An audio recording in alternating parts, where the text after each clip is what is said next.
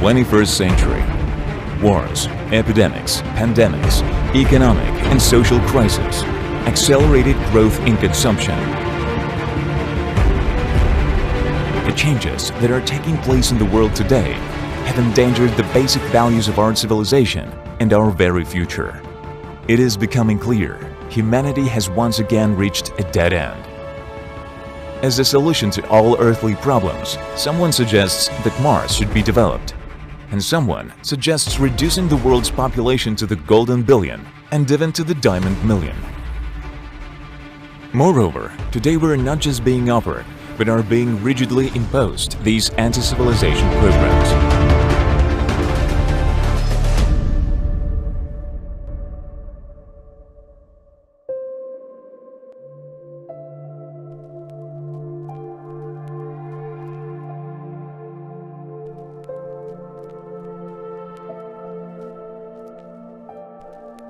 But there is another way, a biospheric technological one, which will be based on environmental and social sustainability. And this is where Russia and Belarus can play a key role, as these are countries with enormous resource and intellectual potential.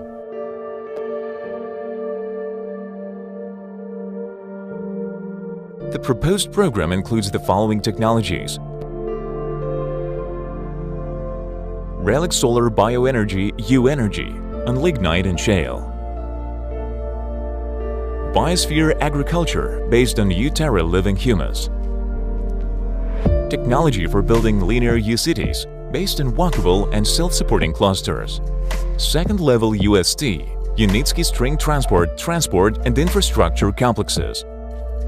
This project will give Russia and Belarus a real opportunity to become world leaders within a generation and an example to follow, where the main vector of development will not be artificial intelligence and robots, not missiles and nuclear bombs, but human intelligence and human beings themselves, society, family, and biosphere technology. The problem. Today, 11 cities in Russia are in the status of an environmental emergency zone. It is known that among the unfavorable factors, the first place is occupied by motor transport. Urban noise comes second. Its level has increased 2.5 times in the last 20-25 years. Another important problem is soil degradation. About 30% of Russia's fertile land is degraded, and the rate of soil degradation is now such that it threatens the ability of future generations to meet their most urgent needs.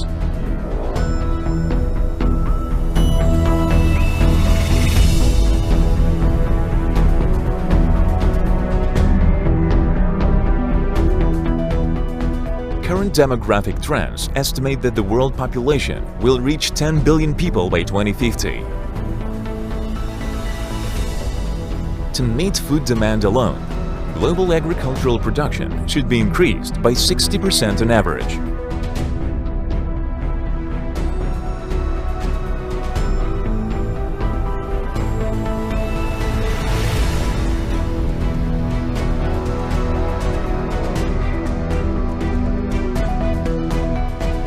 Climate change is not an easy situation for Russia's economy either.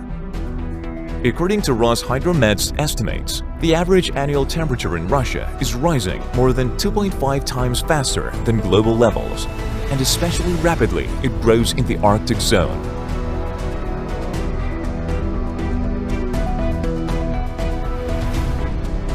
Incidentally, global statistics confirm scientists' predictions of rising economic impacts of warming, both at the planetary level and in specific regions of the world, including Russia. World Economic Forum experts have been publishing annual reports with the ratings of global risks for more than 10 years, among which threats to the population and economy posed by climate change rank highest.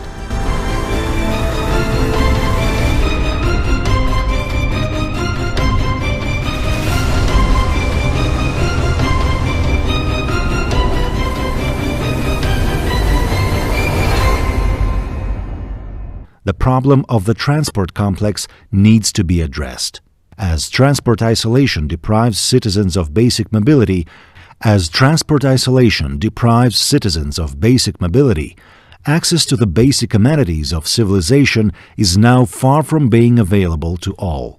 Spatial heterogeneity is increasing. Furthermore, the UN predicts that the number of urban dwellers in the world will reach 5 billion by 2030. Meanwhile, the urban population will grow mainly in medium and large cities, not in megacities. So, the issue of transport is becoming more relevant than ever. The territory of Russia is very unevenly populated. This is primarily due to geographical and historical factors. The Asian region, on the other hand, is the least populated for climatic reasons. For example, Siberia has a harsh climate. Inhabitation is also influenced by infrastructure, which is not well developed in many Asian parts of the Russian Federation.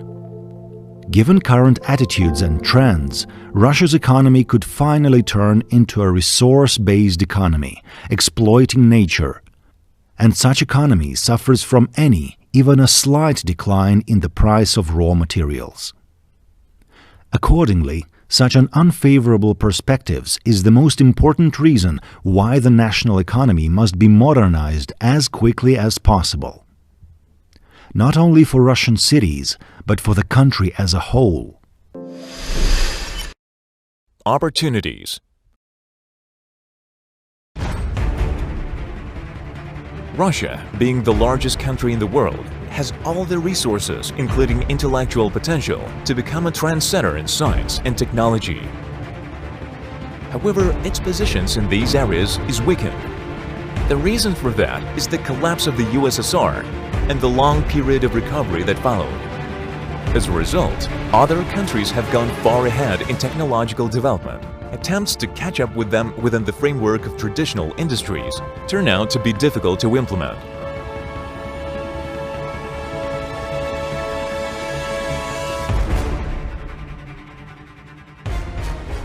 That's why it's more appropriate to bet on innovative development in those areas where Russia and Belarus will be the first. This is possible within the framework of the Union State with the help of engineering technologies, but not digital and artificial ones, but natural ones. What does an innovative option suggest? First of all, the development of a model in which the environment will not be degraded, where the interests of the economy on the one hand and convergence with nature on the other are balanced and oriented towards the long term. By the way, there is an awareness of the need for such changes in Russia. Dmitry Medvedev, speaking at a UN conference, highlighted that society, economy and nature are inseparable. That is why we also need a new development paradigm capable of ensuring the well-being of society without putting undue pressure on nature.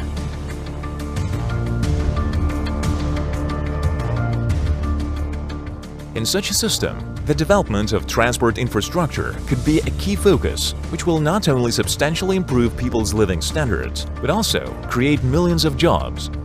It will also stimulate the growth of domestic demand and supply. The technologies for that are already in place. Solution. The backbone of any economy is agriculture and energy.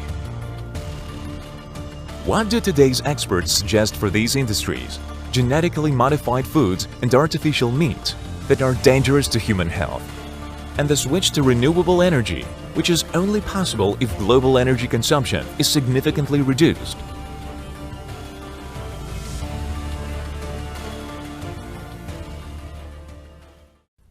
Is there an alternative? There certainly is. We propose a reboot of the production and economic systems through innovative biosphere technologies. What areas are included here?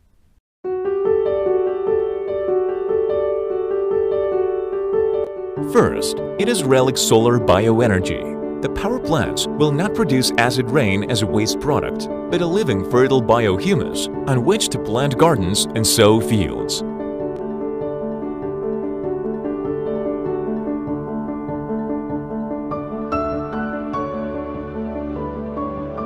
Second, it is next-generation logistics. Existing Level 1 transport will be replaced by more efficient, greener and safer Level 2 transport by rail-based electric vehicles on steel wheels, Unimobiles.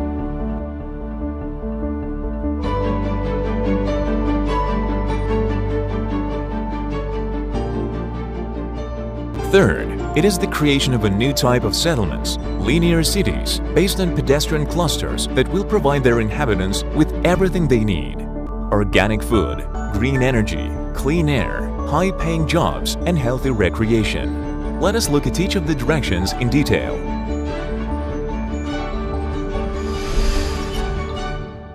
Bioenergy and biosphere agriculture.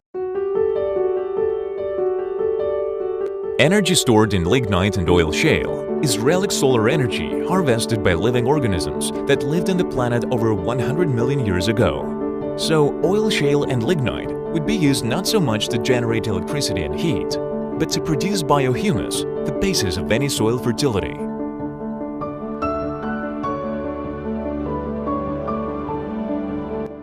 That is, around relic solar biohumus plants, the application of even 2% humus, even in desert sand, will create highly fertile soil on which gardens can be planted. Just imagine that the peculiar waste products of such biopower plants would be grapes, apples, and other agricultural products. Biovoltaic plants could be combined with agricultural production. Then, the excess carbon dioxide from their operation would not only be chemically bound in the biohumus, but also fed into the greenhouses or glasshouses, from which their productivity will increase many times over. The carbon will be converted into dietary carbohydrates, proteins, vegetable fats, vitamins, and other assorted living matter in the form of thousands of organic compounds comprising almost the entire Mendeleev table, with carbon accounting for most of them.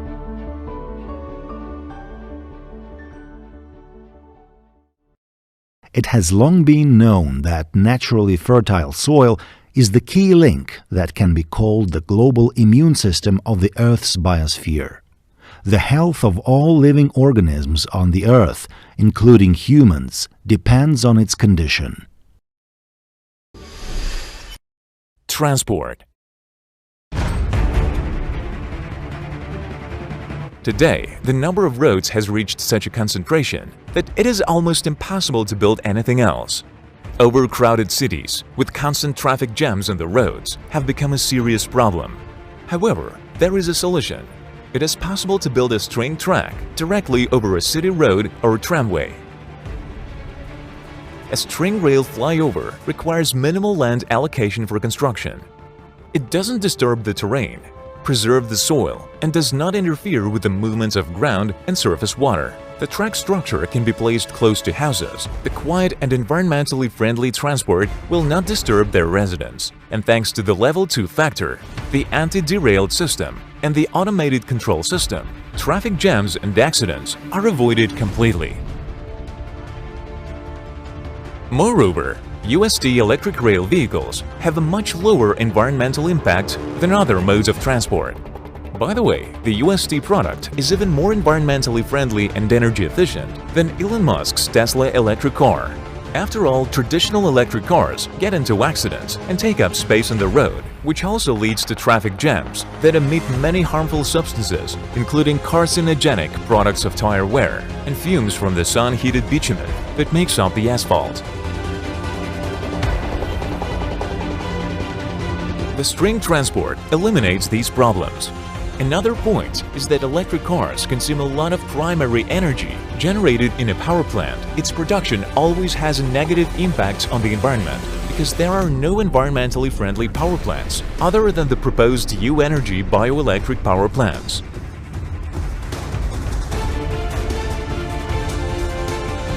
Energy consumption of unicars on steel wheels is 5 to 7 times lower than that of cars and traditional electric cars with pneumatic tires. On top of that, the production of car tires and their disposal are also harmful emissions. In the UST transport, this problem has been solved. It uses only steel wheels, which are more efficient and durable even than traditional railway wheel sets. The UST transport can be used for a variety of applications, such as high-speed links between metropolitan and suburban areas. It could connect parts of a city separated by, say, a wide river. But its effectiveness is particularly noticeable in areas with difficult terrain. Building a track there, with spans of a kilometer or more, would cost an order of magnitude less than building railway and automobile overpasses. Strength transport can also strengthen the country's defense capabilities by moving troops quickly to any point on the national border and to key areas. And the almost zero impact of this transport on nature allows it to be used in areas with strict environmental requirements. Energy efficiency, safety, environmental friendliness, adaptability and affordability are the main benchmarks of the UST transport. With these characteristics, it is able to provide answers to the challenges facing the transport industry today. The arrangement of everyday life in a linear city. A residential cluster of a linear city of about 100 hectares is an urban-type pedestrian settlement. It will comfortably house between 2,000 and 10,000 residents. The residential area of the linear city cluster will be divided into neighborhoods where common areas for residents and visitors will be located. A high-rise building with a UST station on one of the floors or on the roof will be in the middle of the residential area. A string rail truck structure will run above the forest belt at a height of more than 10 meters, which will be at least 10 times cheaper than a traditional underground. The apartment blocks are combined into an apartment building, a kind of horizontal skyscraper, a high-rise building lying on its side.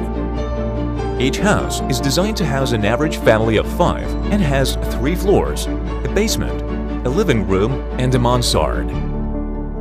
The mansard roofs of each horizontal skyscraper are designed as glass houses. This will make it possible to grow not only fruit and vegetables, but also seafood and fish, as well as mushrooms, microgreens, and other organic food products, regardless of the time of year. In this way, the inhabitants of the linear city cluster will be fully supplied with everything they need to live, with organic food, potable water, clean air, green energy, and decent housing. Neither the state nor the corporations will have to take over the care of the residents of the linear city. With a stable supply of basic goods, products and services, the volume of demand for everything else will become much more predictable. The risks of overproduction and thus of economic crisis would be reduced to zero. Such technologies are already being tested and certified in 2 research centers in Belarus and the United Arab Emirates. Today, 6 types of innovative buildings, such as those that can be built in clusters of linear cities, are already in successful operation, including those with greenhouses on the roofs, a subtropical glass house, and a garden inside the house.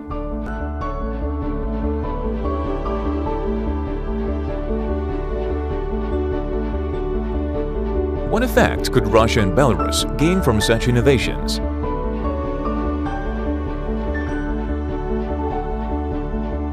Setting up mass production of biohumus from lignite and shale would allow to export this product around the world, generating profits even higher than those currently enjoyed by oil suppliers.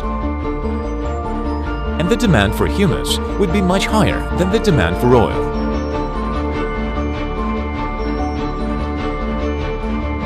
Changing agriculture to use of humus would increase yields and the quality of agricultural products, all of which would become organic.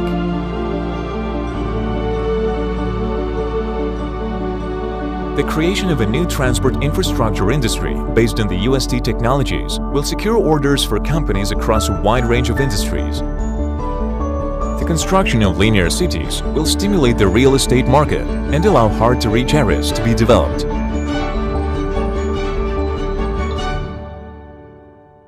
Having decent housing, favorite jobs, basic consumption products and services will also serve the demographic problem. Most families will have many children, and by 2050 the population of Russia and Belarus will have grown to 200 million people or even more. At the same time, the future internet and mobile communications of Russia and Belarus can be built both according to their own standards or integrated into the US T-Track structure. Such lines would not need cellular towers or space communication satellites. Their functions would be taken over by elements of the transport infrastructure, anchor and intermediate supports, stations, terminals, relic solar biovoltaic power plants, as well as rolling stock and rail-string track structure, into which energy and information networks would be integrated. Another area is the production of own cryptocurrency. An automated control system for transport and infrastructure complexes is easily combined with the development of its own settlement unit. Its mining will be automatic, with no additional consumption of resources or energy. In the process, for example, of freight and passenger transport. Consequently, the more there will be carried out transportation, the more energy, biohumus, and agricultural products will be generated in the linear cities, the higher will be the real, not virtual, value of such a unit. It could therefore eventually become the world's main digital currency, controlled by Russia and Belarus. In this way, a digital equivalent of the US Federal Reserve could be created.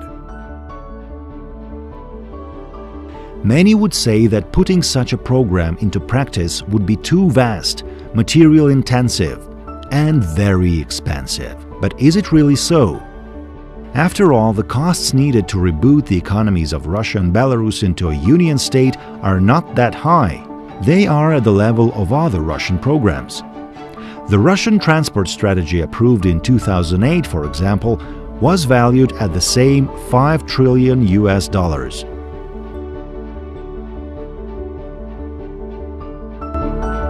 The UNET transport infrastructure network will initially be built on the territory of Russia and Belarus, taking into account future transit freight and passenger traffic, both east-west and north-south. This is why the UNET latitudinal line may be extended in the future. In the west, from Brest to Lisbon. In the east, from Khabarovsk to New York, Tokyo, and Beijing.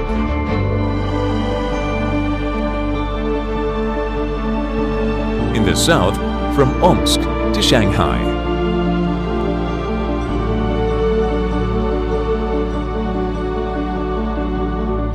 In this way, all Asian, European, and North American countries will be interested in the construction of the worldwide network of linear cities and the UNET transport infrastructure network. Therefore, a new generation of global transport infrastructure space can be created at their expense. And with the right strategy, the alliance component of the worldwide UNET network can also be fully financed through foreign investment.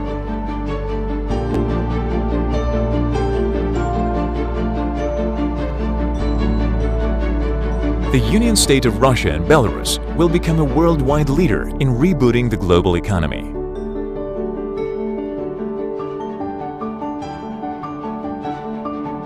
In the future, it will significantly improve the standard of living for all people on the planet, on all continents and in all countries, with no numerical limits and no environmental damage.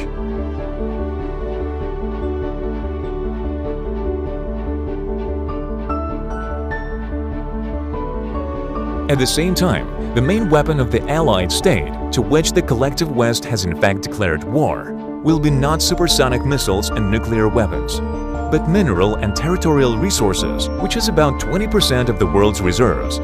These resources should not belong to the West and its professional liberal globalists, nor to bureaucrats and oligarchs, but to the state and the people.